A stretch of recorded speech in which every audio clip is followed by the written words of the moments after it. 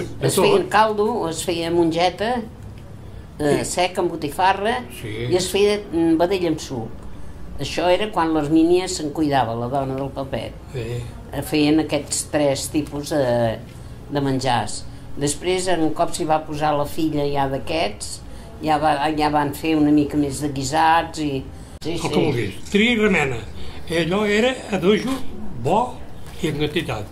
Valia la pena venir aquí. I qualitat, I qualitat, sí.